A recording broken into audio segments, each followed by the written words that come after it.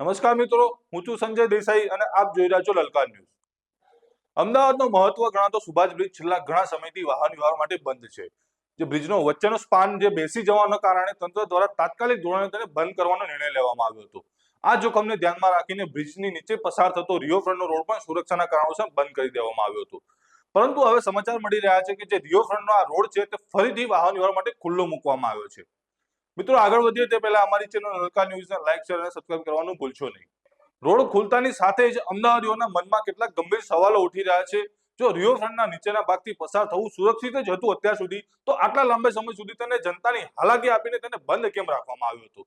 જો અગાઉ તે જોખમ હતો અને એટલે જ બંધ રાખ્યો હતો, તો હવે અચાનક એવું તો શું બદલાઈ ગયું કે તેને સેફ જાહેર કરીને ફરીથી ખોલી દેવામાં આવ્યો છે? બ્રિજની હાલત હજુ પણ તેવી જ છે મિત્રો। તેવા સમયે નીચેથી હજારો વાહનો પસાર થતા હોય છે, તે કેટલું યોગ્ય છે? તે વાહન વ્યવહાર અને તે લોકો માટે કેટલું સુરક્ષિત છે મિત્રો? જો ભવિષ્યમાં આ બ્રિજના સેક્શનને કારણે કોઈ દુર્ઘટના સર્જાય અથવા કોઈ અપ્રિય બનાવ બને, તો તેની જવાબદારી કોણ લેશે? તો બીજી બાજુ આ રોડ ખુલ્લો મુકાતા લોકોમાં ટ્રાફિકની સમસ્યાને લઈને થોડી રાહત જોવા મળી રહી છે। આવો સાંભળીએ શું કહી રહ્યા છે લોકો। આ રસ્તા પર તમે પહેલા ક્યારે રેગ્યુલર અવર જવર કરતા હતા? અહીંથી રેગ્યુલર તો અવર જવર ડેલીની હોય છે જ।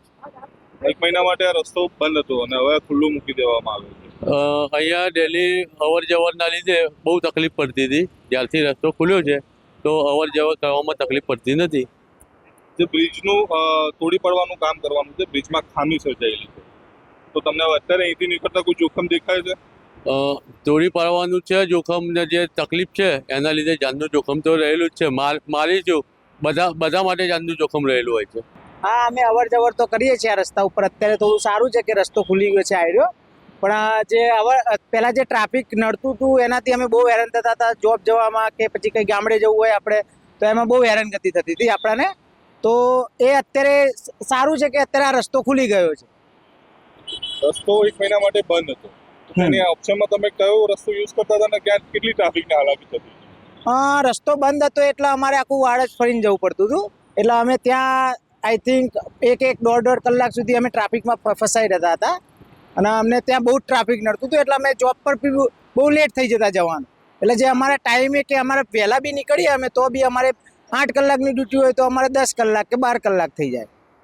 આ જે બ્રિજ છે તેને તોડી પાડવાનું કામ કરવાનું છે, તેનો વચ્ચેનો સ્પાન છે તે બેસી ગયો છે, તો તેને લઈને તમને કેટલી વિગત મળી હતી એમસી દ્વારા, કે તમને કોઈ ખ્યાલ હતો, કોઈ જાહેરનામું તમે વાંચ્યું હતું કે રસ્તો બંધ કરવામાં આવે છે ને કેટલા ટાઈમ સુધી બંધ? ના, એવું તો કોઈ આપણે જાણ્યું નતું જાહેરનામું કે બંધ કરવામાં આવશે, જ્યાં સુધી અમને ખબર છે ત્યાં સુધી।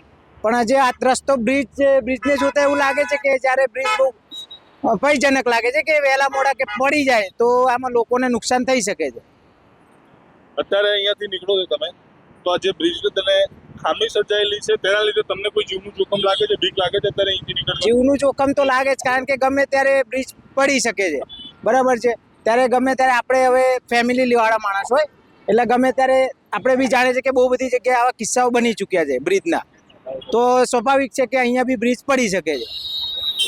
નવો બ્રિજ બનાવવાની વાત ચાલી રહી છે, જો નવો બ્રિજ બનાવવામાં આવશે તો તેમાં તમને કેટલો વિશ્વાસ છે કે તે કેટલો ચોક્કસથી મજબૂત બનાવવામાં આવશે, કે પછી તેમાં જ આવી ખામીઓ સર્જાશે? એ હવે સરકાર ઉપર ડિપેન્ડ છે કે કઈ સરકાર છે કઈ રીતે બ્રિજ બનાવે છે, કારણ કે અત્યાર સુધીના બ્રિજ તો બધા આવા જ બન્યા છે અને અત્યારે બસ આ રીતે જે ચાલે છે આવી રીતે બ્રિજનું કામકાજ। અને એવી આશા છે કે જો હવે નેક્સ્ટ ટાઈમ જે બ્રિજ બને એ સારો બને અને થોડા ભલે વધારે ખર્ચે બને પણ સારો બને, કે લોકોને આવી વારે ઘડીએ અવર જવર કરવી પડે, ટ્રાફિકમાં રહેવું પડે છે એટલે તકલીફ ના પડે બહુ એમને।